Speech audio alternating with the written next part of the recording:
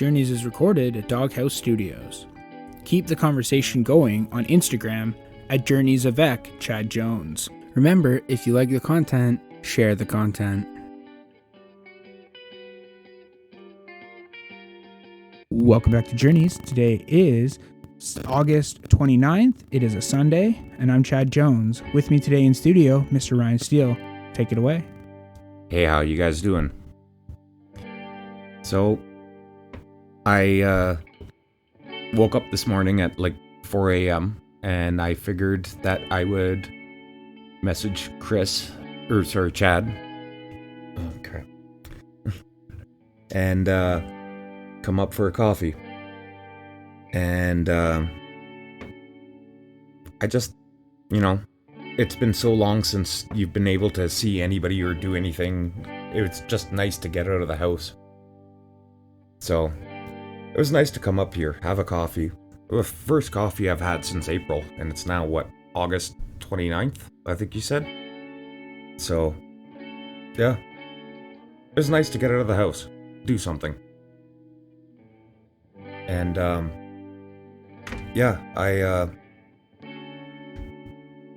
don't know. It's been a weird year.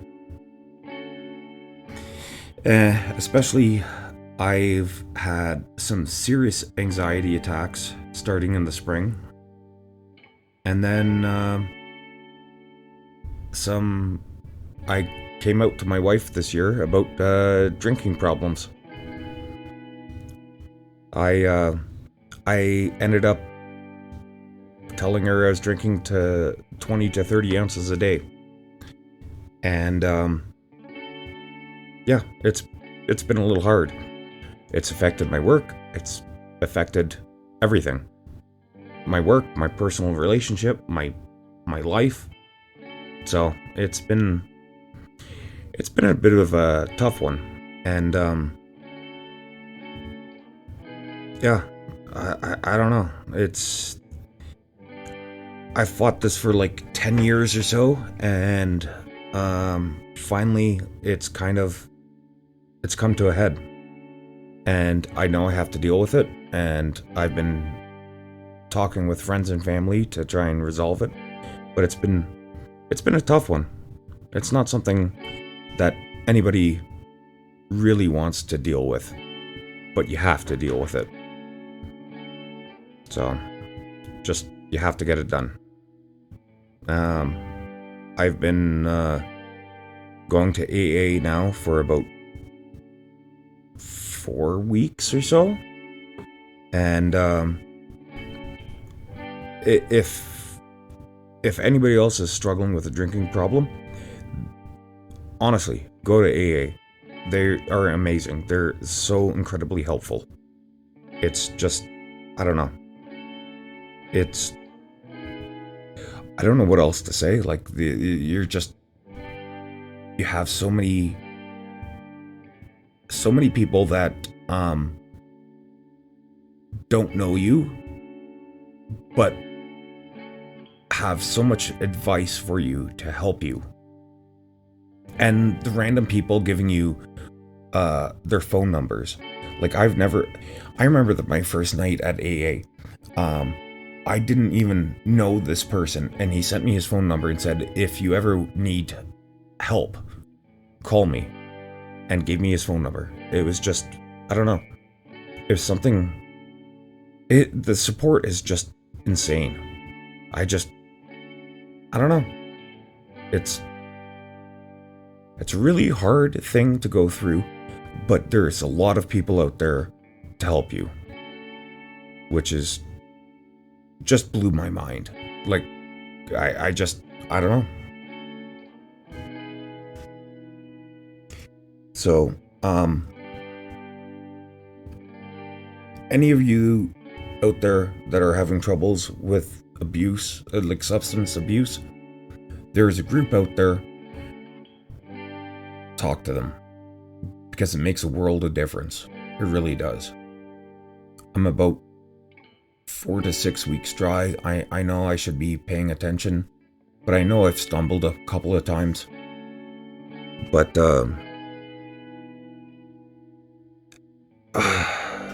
it's, I don't know, it's something different. For the most part, I've had a lot of support from one of my friends out in Calgary. Um, he actually had a massive blood clot against his lung, and while he was in the hospital, I was going through all this, and he had nothing else to do, so we just talked all the time. So Jim was a massive, voice in my head. And we just managed to talk all the time. Every time I wanted to have a drink, he was there because, well, he couldn't do anything else. He was stuck in a hospital bed. And yeah, no, he was a great voice, and we still talk day to day. I've taken up walking. I'm hitting about 10K a day, trying to just occupy my mind instead of drinking. And I like that I'm sober, but I have to say sobriety sucks sometimes. Especially when you're at an event when you're around other people and they're drinking and whatnot and you can't have anything. It just, I don't know, it sucks sometimes. But on the other hand, I know I'm doing the right thing. So, at some point, I know the urge is going to go away. But it's really, really friggin' hard. But, I know, things will pan out at some point. I just have to wait for it. And with that, we're going to take a little break.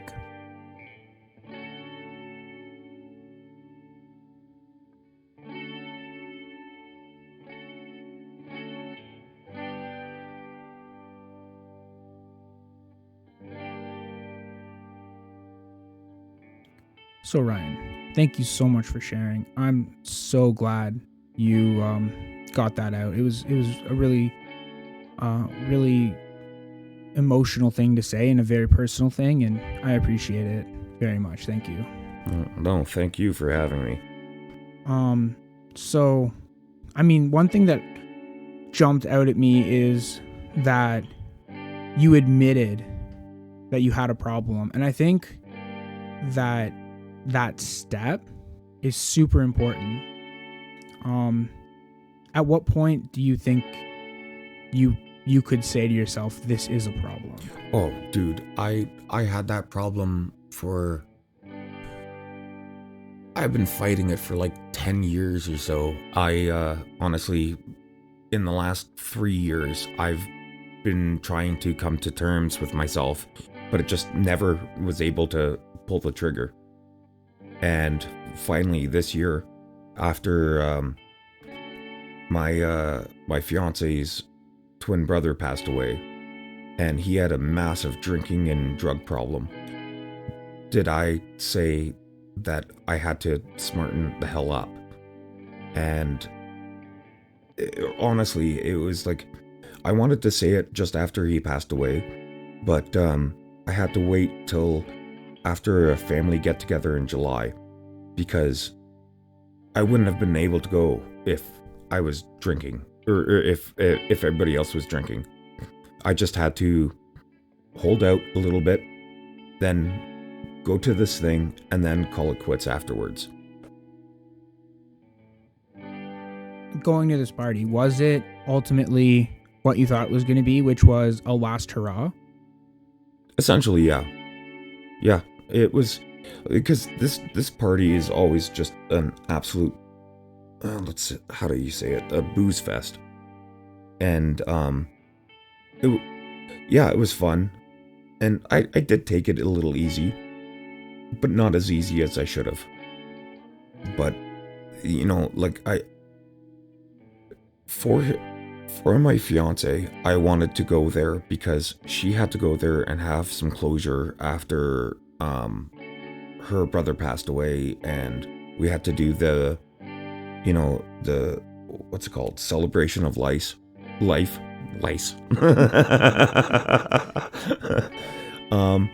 But we had to go there, so I could not go there, and I knew that if I went there I was going to drink anyways. So I waited till afterwards to spring it on her, spring it on my family, spring it on my friends that I'm not drinking anymore, and I had to make up my mind that that's it, I'm done.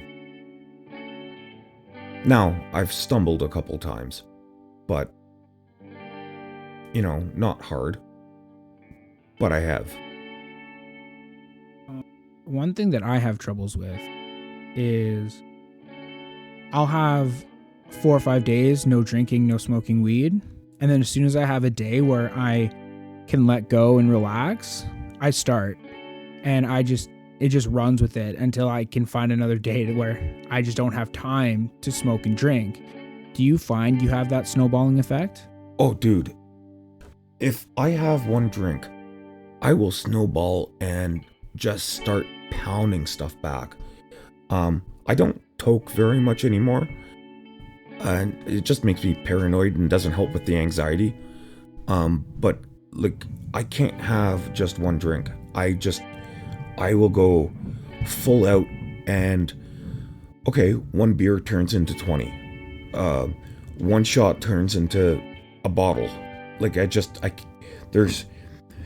don't find that there's a limit. Like, I have one and get going.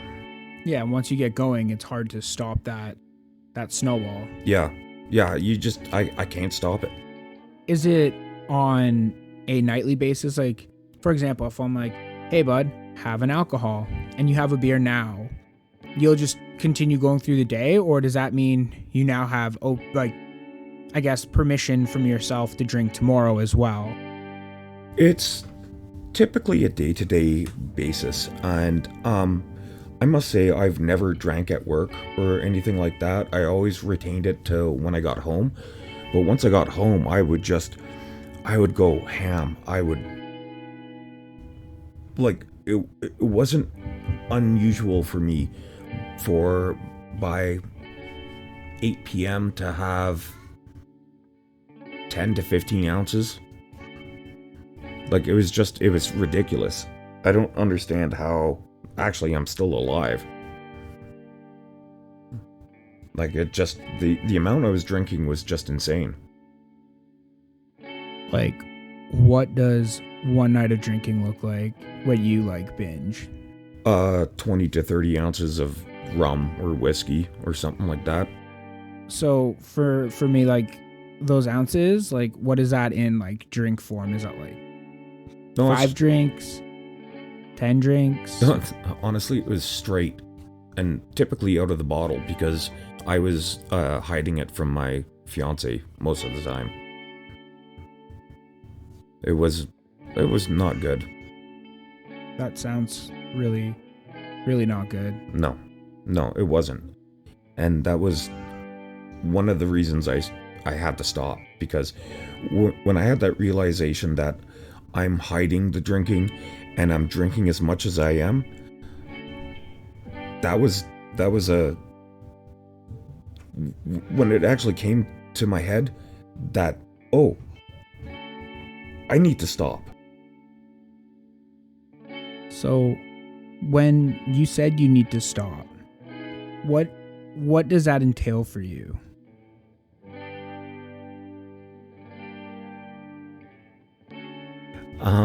That meant no more drinking.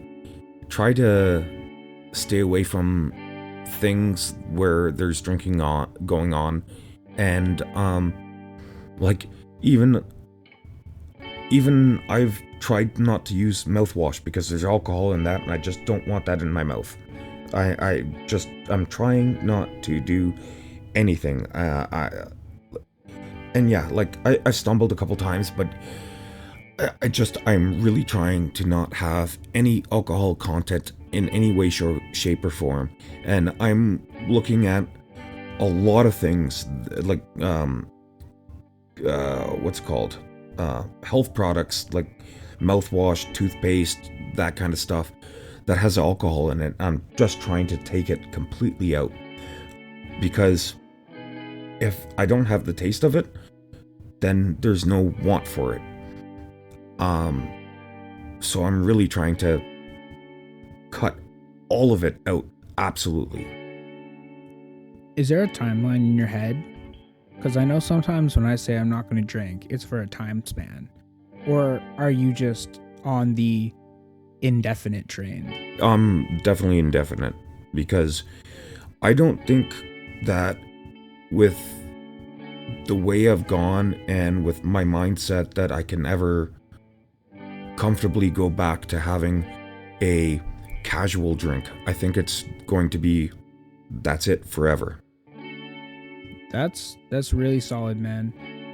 I hope thank you so much for talking about this, and if you ever need that support, I'm here for you as well. As I'm sure a lot of our listeners have dealt with some sort of I would say an addiction or some sort of dependency on something. What's your best piece of advice you've given yourself in order to make that timeline indefinite?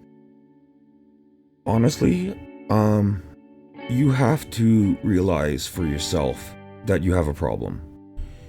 And there is always a support group out there somewhere.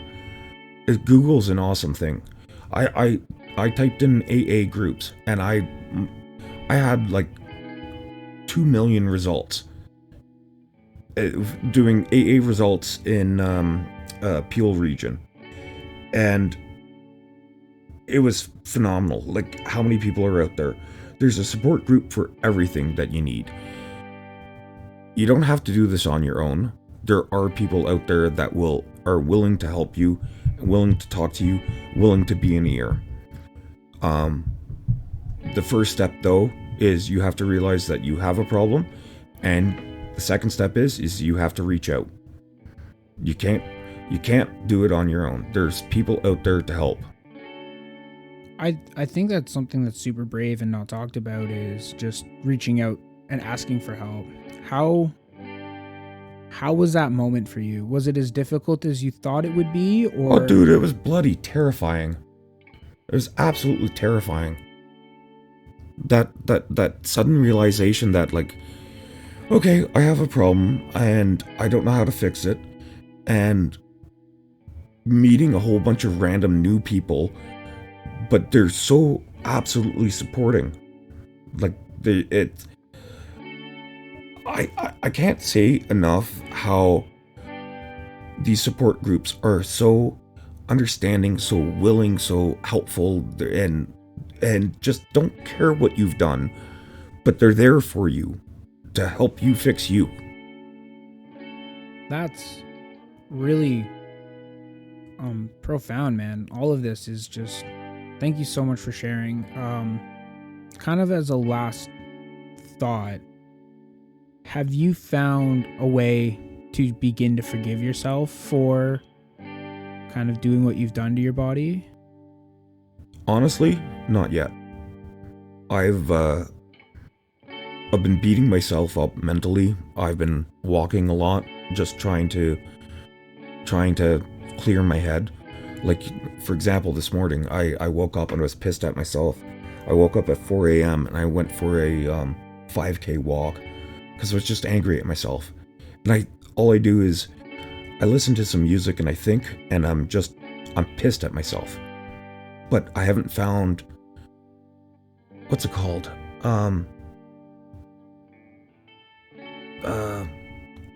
Forgiveness in myself. I haven't found it yet. But I think it'll eventually come. Do you think you're your harshest critic? Oh, hell yeah. Oh, hell yeah. I think that this experience with you overall has been just very eye-opening. Ryan, thank you so much for coming on and sharing your story and allowing me to just kind of ask some questions. I know they're not easy answers to search for and easy questions to hear, but thank you so much. I really appreciate it. Dude, anytime you want me on, give me a call. So I'm looking at starting a couple topics for next week, and One thing that I kind of want to get opinions on are, what would you say is the most important part of changing for the better? I would have to say is you have to realize that you have a problem, and then you have to realize what you have to do to fix it. Nobody can fix you unless you want to fix yourself. You have to want to fix yourself before anything else can happen. That's the biggest thing. So thank you so much again for coming on for Sunday, August 29th. I'm Chad Jones. This has been Journeys, and I will talk to you on another time.